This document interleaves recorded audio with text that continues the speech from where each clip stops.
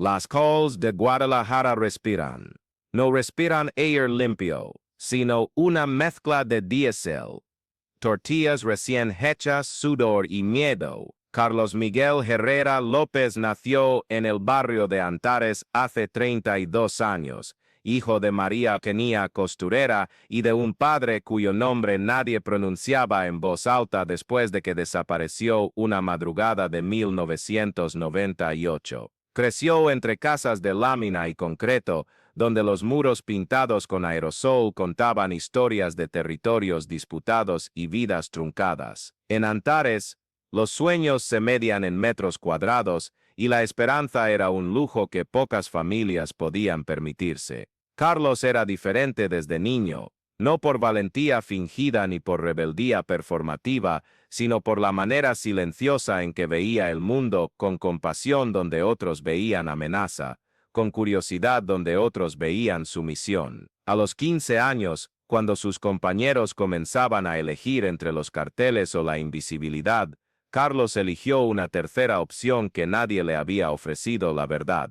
Pero antes de eso, antes de convertirse en la leyenda que ahora susurran en las esquinas de Jalisco, primero tuvo que ser invisible, y lo fue durante años. Antares no es solo un lugar, es un estado de ánimo colectivo. Cada mañana, los vendedores ambulantes despliegan sus mercancías en mercados sin permisos que nadie cuestiona porque los permisos fueron comprados hace mucho tiempo por gente que ya no existe. Los niños corren entre los puestos de jugos naturales y ropa robada, indiferentes a los helicópteros que sobrevuelan cada atardecer. Las iglesias católicas comparten territorio con iglesias evangélicas y todas ellas comparten silencio. En las azoteas, las antenas parabólicas apuntan hacia satelitales que transmiten novelas y noticiarios que nunca hablan de Antares. Hablan del mundo de afuera, del mundo donde la ley funciona. Aquí adentro, la ley es un espectro que aparece solo cuando conviene a quienes la interpretan. El ritmo del barrio es el ritmo de la sobrevivencia, madrugadas que comienzan cuando el resto de la ciudad duerme, transacciones sin recibos, amistades sin contrato, lealtades sin explicación. Carlos aprendió este ritmo como aprendió a respirar. Creció observando cómo los hombres del barrio desaparecían en vehículos sin placas, cómo las madres dejaban de preguntar dónde estaban, cómo el silencio se convertía en la única forma de sobrevivir. Su madre le hablaba poco de su padre. A veces, en noches de calor excesivo, cuando dormían en la azotea para escapar del aire denso del interior, ella murmuraba algo sobre justicia y venganza, pero luego se detenía, como si las palabras fueran peligrosas. Y lo eran. El incidente que cambió la trayectoria de Carlos sucedió el 19 de marzo de 2016. Su hermano menor, Javier, de 14 años, fue acusado de robar una bicicleta en el parque cercano. No fue una acusación formal, fue una acusación de la calle. 3 hombres lo detuvieron, lo golpearon frente a 30 personas y lo dejaron sangrando entre los árboles. Nadie intervino. Cuando Carlos llegó al hospital, Javier tenía 3 costillas rotas, un ojo cerrado y una expresión que nunca volvió a su rostro. Los policías llegaron después, cuando todo había terminado. Tomaron notas, sonrieron y sugirieron que Javier probablemente merecía lo que recibió. Nadie fue detenido, nadie fue investigado. Fue catalogado como lo que era, un incidente en un barrio peligroso, una fatalidad, un precio que se paga por vivir donde viven los pobres. Aquella noche, mientras Javier dormía drogado en su cama del hospital, Carlos entró en silencio a un pequeño almacén que sus vecinos usaban como refugio. Sacó papel, un bolígrafo negro y una vela. Escribió un nombre, el del hombre que dirigía la red de extorsión en Antares. No fue una amenaza, fue una promesa, y la pegó en el muro más visible del barrio. Aquella fue la primera marca de Carlos. La comunidad la vio, sintió que algo había cambiado en el aire, y esperó. Durante los siguientes 3 años, Carlos se convirtió en lo que nadie esperaba, un lector de justicia. Trabajaba como electricista durante el día, ganando dinero suficiente para ayudar a su madre, pero sus noches pertenecían a algo más grande. Visitaba a las familias que habían perdido seres queridos, escuchaba, anotaba nombres, fechas, patrones, investigaba en archivos públicos, solicitaba información a través de organizaciones de derechos humanos, construyó una red de informantes que incluía abogados, periodistas y otros hombres y mujeres que, como él, habían decidido que el silencio era cómplice. Su arma no era violenta, era la verdad, y la verdad, en un mundo construido sobre mentiras institucionales, es la violencia más radical que existe. El primer objetivo de Carlos no fue un sicario ni un narcotraficante, fue el comisario de policía del barrio, el teniente Arturo Ramírez. Durante 19 años, Ramírez había cobrado cuotas a cada comerciante de Antares, protegiendo a cambio no a la comunidad, sino a los carteles que operaban bajo su supervisión. Había desaparecido a 17 personas, todas ellas acusadas de delitos menores que les permitían legitimizar las desapariciones. Su hijo estudiaba en universidades privadas, su esposa lucía joyas en fiestas públicas, y dormía cada noche sabiendo que había robado vidas. Carlos no lo golpeó, en cambio, en una mañana de octubre de 2019, cuando Ramírez salía de su casa, encontró su expediente completo pegado a su puerta: fotografías, fechas, nombres de víctimas, depósitos bancarios, todo digitalmente compilado e impreso en papel, que no se podía ignorar. Esa misma semana, reporteros de una estación local comenzaron a hacer preguntas. 3 semanas después, Ramírez fue destituido, no fue procesado judicialmente, eso era demasiado esperar, pero fue removido. Fue la primera victoria. La comunidad comenzó a entender. Si esta historia te está haciendo pensar en cómo cambian las cosas desde las sombras, suscríbete a nuestro canal. Tenemos muchas más historias de justicia urbana esperando ser contadas. El segundo objetivo fue más complejo. Néstor Pacheco no era un policía, era un empresario formal. Poseía 3 centros comerciales en Guadalajara, todos ellos aparentemente legales, pero en Antares, todos sabían que Pacheco era quien compraba las propiedades de las viudas a precios de miseria, después de que sus esposos tenían accidentes. Era quien ofrecía trabajos ficticios que solo generaban dinero para el lavado. Era quien financiaba a los políticos locales que luego votaban a favor de proyectos de renovación que sacaban a las familias de sus hogares. Lo que hizo Carlos fue metodológico. Durante 8 meses, fotografió, documentó y rastreó cada transacción sospechosa. Visitó archivos notariales, solicitó información fiscal a través de organizaciones anticorrupción, entrevistó a vendedoras ambulantes que habían perdido sus negocios frente a los centros comerciales de Pacheco. Construyó un archivo tan detallado que, cuando fue enviado a la prensa, 3 periódicos principales comenzaron a investigar simultáneamente. Una auditoría fiscal fue ordenada, el dinero no cuadraba, las propiedades no se alineaban con sus ingresos declarados. Dentro de 6 meses, Pacheco enfrentaba una investigación formal. No fue suficiente para encarcelarlo,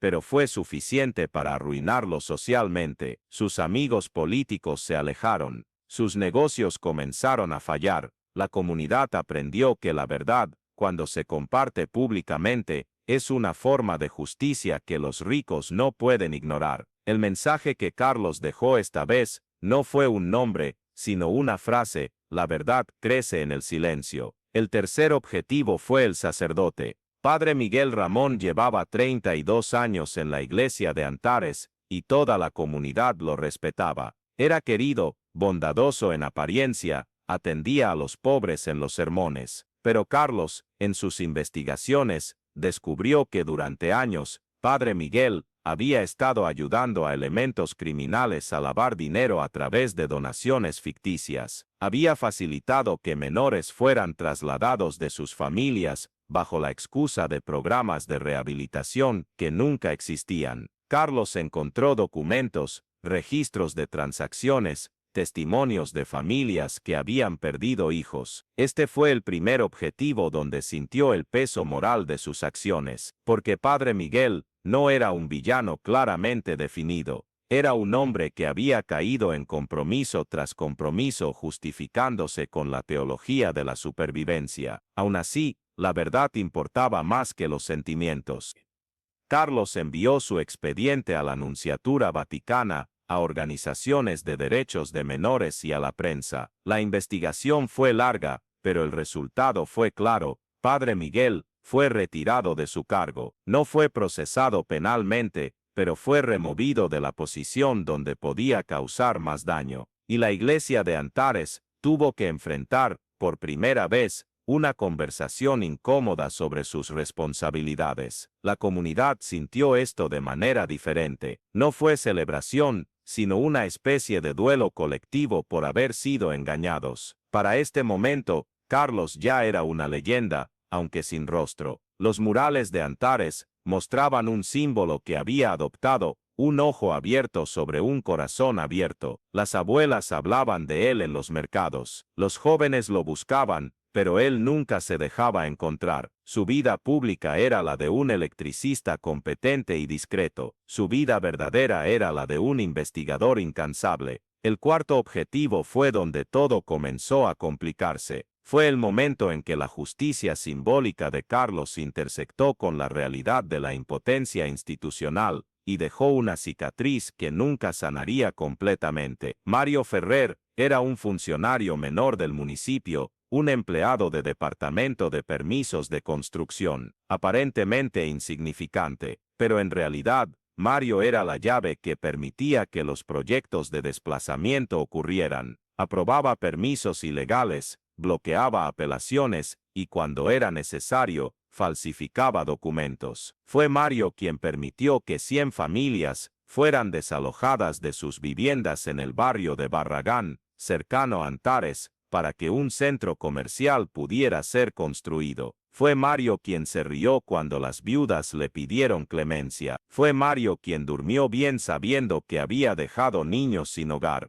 Carlos investigó a Mario durante 4 meses, recopiló pruebas, documentos, testimonios. Cuando finalmente envió su información a la Fiscalía Anticorrupción, Mario fue citado a declarar. Debería haber sido una victoria clara. Pero días antes de su declaración, Mario fue encontrado en su casa, golpeado pero vivo. No fue Carlos quien lo hizo, eso debe quedar absolutamente claro, pero alguien en la cadena de información lo hizo. Tal vez alguien furioso por lo que Mario había causado, tal vez alguien de una de las familias desplazadas que decidió que la justicia institucional era demasiado lenta. El resultado fue que Mario fue hospitalizado, que su declaración fue pospuesta, que el caso se complicó legalmente, pero lo más importante fue lo que esto hizo a Carlos. Por primera vez, entendió que su poder tenía consecuencias no previstas, que la verdad que liberaba también podía ser utilizada por otros para justificar violencia, que la justicia simbólica podía convertirse en justicia brutal cuando se escapaba de sus manos. Carlos visitó a Mario en el hospital, no para amenazarlo, sino para entenderlo, para comprender qué había sucedido. Mario, aún adolorido, le preguntó cómo sabía dónde encontrarlo. Carlos no respondió la pregunta directamente, pero se quedó en silencio durante 2 horas, mientras Mario dormía. Esa noche Carlos modificó su código. Escribió en su pequeño cuaderno personal, que guardaba escondido bajo su cama: la verdad debe ser el final, nunca el medio, nunca otra herida. Fue su primer y único compromiso moral consigo mismo que lo tormentaría durante meses, y cambió cómo continuaría su jornada. Pausa y piensa: cuando la justicia se detiene en la puerta, ¿quién se atreve a cruzarla? ¿Pero a qué costo? El quinto objetivo fue el director de transporte del municipio, Jorge Mendoza. Mendoza era el hombre que autorizaba qué vehículos podían circular en Guadalajara, quién podía conducir taxi, quién podía tener licencia de transporte. Durante 15 años, Mendoza había vendido licencias a narcotraficantes para que sus vehículos operaran como taxis,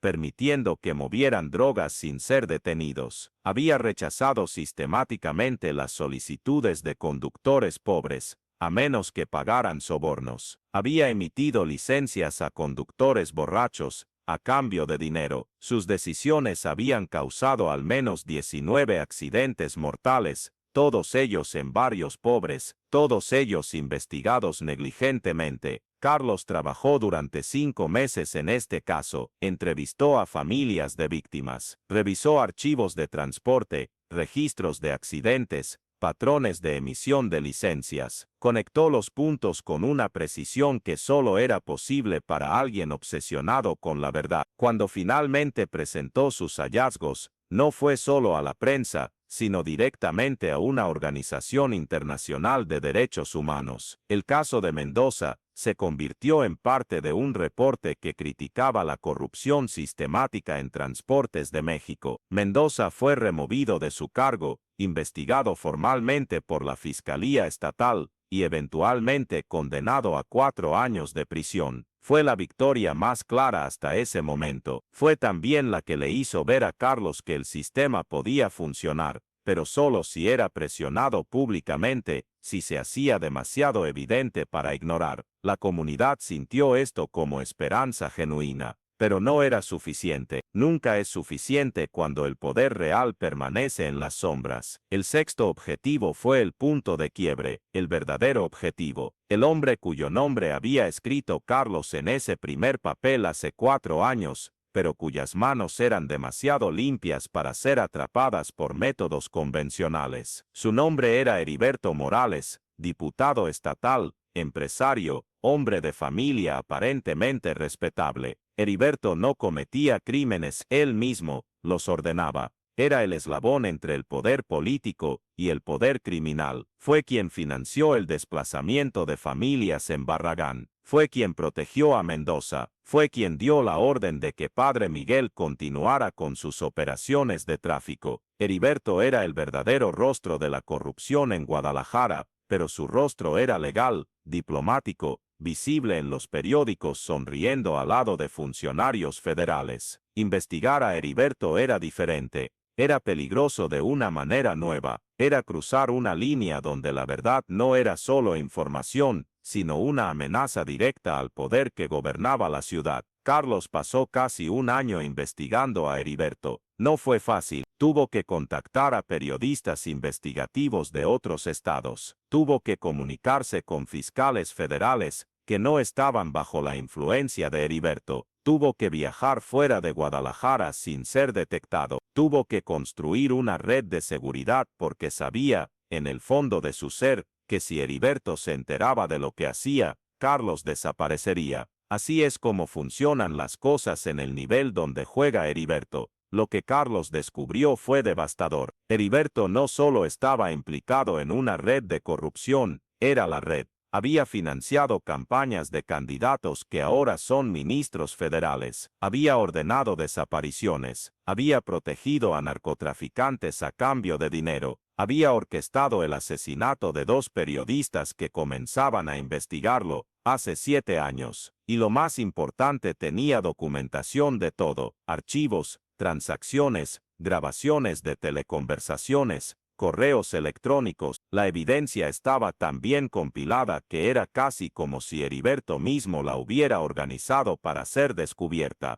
O tal vez la descuidó porque simplemente nunca creyó que alguien como Carlos, un hombre gay de un barrio pobre, tendría la audacia de confrontarlo. El método que Carlos eligió fue público, monumental y simbólico. En lugar de enviar su información a la prensa o a las autoridades, decidió hacer algo que nadie había hecho antes: una presentación pública, un evento, una exposición de la verdad en el espacio público, donde todos pudieran verla. Con la ayuda de activistas de derechos humanos, artistas locales y periodistas, Carlos organizó una exhibición en una galería de arte independiente en el centro de Guadalajara. Las paredes mostraban fotografías, documentos, líneas de conexión entre Heriberto y cada uno de sus crímenes. Había una película de 30 minutos que reconstruía cada transacción, cada decisión, cada consecuencia. Había espacios donde las familias de las víctimas podían dejar testimonios. Fue titulado simplemente Las manos limpias. La inauguración fue el 27 de noviembre. Heriberto fue convocado personalmente. No sabía qué lo esperaba. Cuando entró en la galería,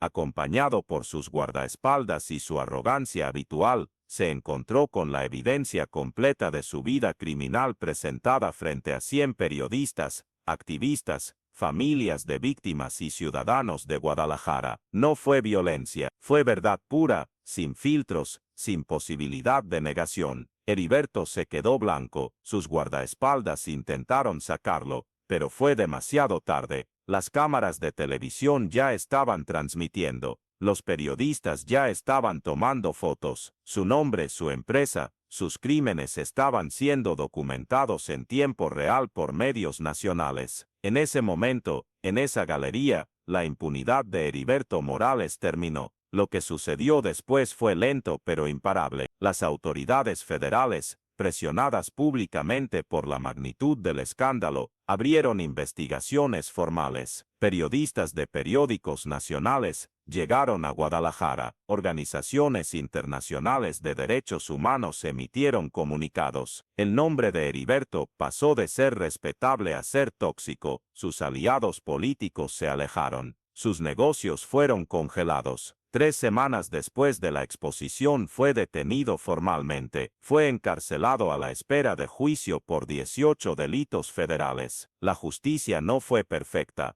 nunca lo es, pero fue real, fue pública, fue irreversible. La comunidad de Antares, que había estado observando en silencio durante años, finalmente pudo exhalar. Pausa y piensa, ¿cuál es el precio de la verdad cuando se enfrenta al poder? Pero la verdadera transformación de Carlos no ocurrió cuando Heriberto fue encarcelado, ocurrió después, cuando Carlos tuvo que lidiar con las consecuencias de su victoria, porque no todos celebraban lo que había hecho. Había fuerzas que lo querían muerto, narcotraficantes que veían a Heriberto como un aliado, políticos que veían a Carlos como una amenaza existencial para sus carreras. Su familia recibió amenazas. Su madre fue abordada en la calle por hombres que le advirtieron que su hijo debería dejar de hablar. Carlos recibió 5 amenazas de muerte en una sola semana. El primer instinto fue esconderse, pero Carlos descubrió algo sobre sí mismo en ese momento. Había aprendido que la verdad no puede existir en las sombras, debe vivir en la luz pública, constantemente reforzada,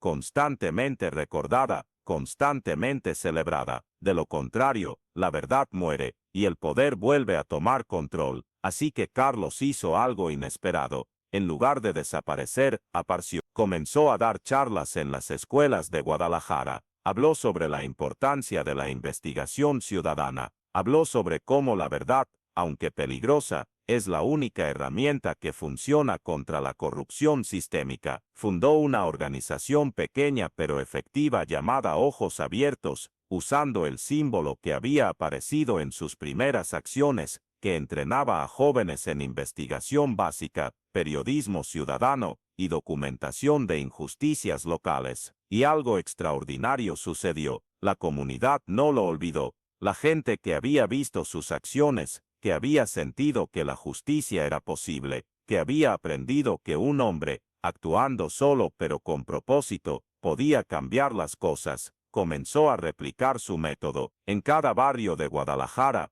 pequeños grupos de ciudadanos comenzaron a investigar, documentar y exponer corrupción a nivel local. La influencia de Carlos se multiplicó exponencialmente. El segundo año después de la caída de Heriberto, Carlos fue elegido, inesperadamente, como representante de la Junta de Vecinos del barrio de Antares. No fue una posición formal de poder político, sino algo más importante, fue un reconocimiento de su liderazgo moral. Luego, en las elecciones municipales posteriores, fue nombrado como candidato para el Consejo Municipal por un partido político local que veía en él la posibilidad de renovación genuina. Ganó con un margen sorprendente. Carlos Herrera, el hijo de un padre desaparecido, el hombre gay que la sociedad le había dicho que nunca sería nada, el electricista que investigaba crímenes en la oscuridad, ahora estaba en una posición de poder institucional. Pero este es el lugar donde la historia alcanza su profundidad moral más compleja, porque Carlos descubrió que el poder institucional es una trampa,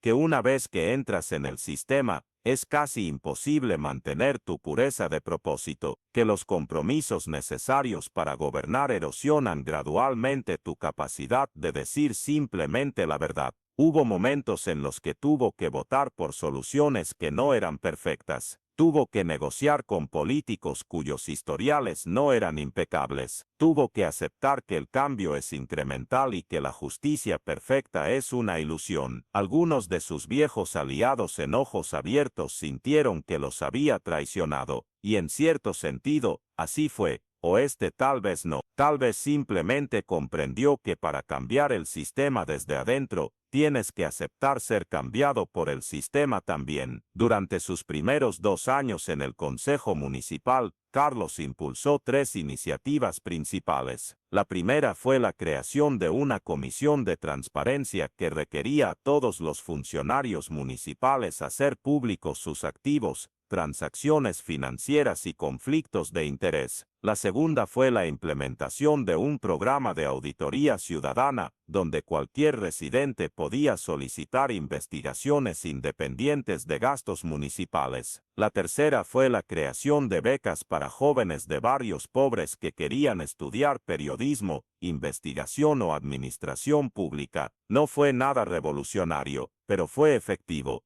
En 2 años, 6 funcionarios fueron destituidos por conflictos de interés. 3 proyectos de construcción de renovación urbana fueron cancelados cuando fue descubierto que eran esquemas de enriquecimiento personal, y 32 jóvenes de Antares estaban ahora en universidades, estudiando carreras que les permitirían continuar el trabajo de investigación que Carlos había comenzado. La transformación de Carlos de activista a político fue imperfecta, pero fue genuina. Fue también la señal de que había comprendido algo crucial, que el cambio real no viene de héroes individuales, sino de sistemas que distribuyen el poder, que desarrollan capacidades ciudadanas, que crean espacios para que muchas personas puedan hacer lo que Carlos hizo. La comunidad de Antares, que lo había visto crecer de invisible a leyenda a político, reaccionó de manera complicada. Algunos lo celebraban como la prueba de que el cambio es posible,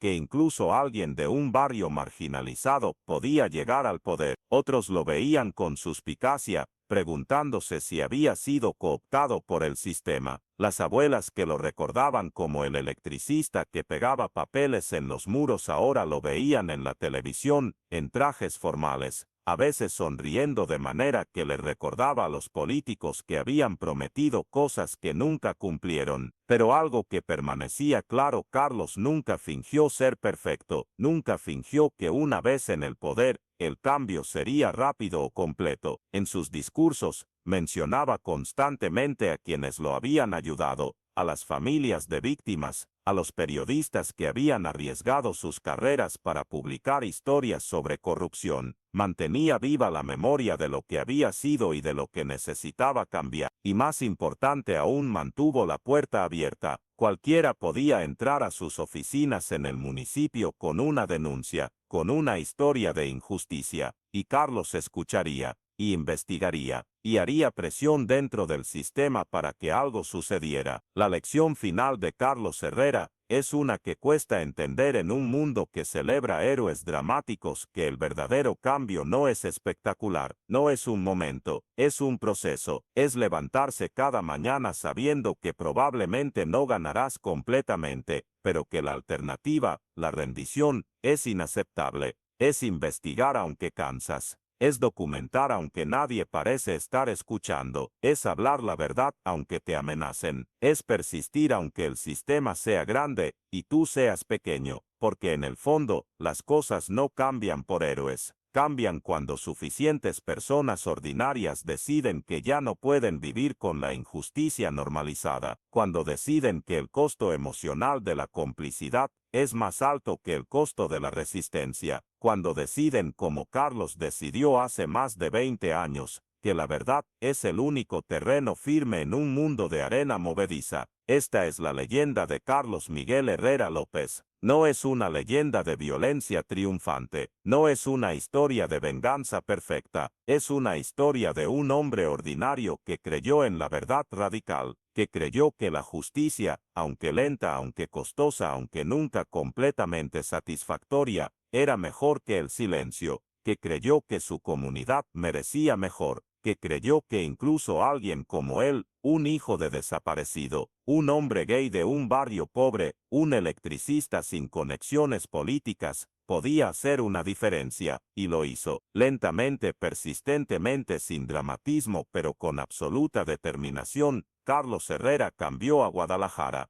No fue suficiente, nunca es suficiente, pero fue real, y eso, en este mundo de injusticia normalizada, es lo más revolucionario que alguien puede lograr. Si esta historia te hizo pensar en cómo la verdad puede transformar ciudades, suscríbete a nuestro canal, aún quedan verdades que contar.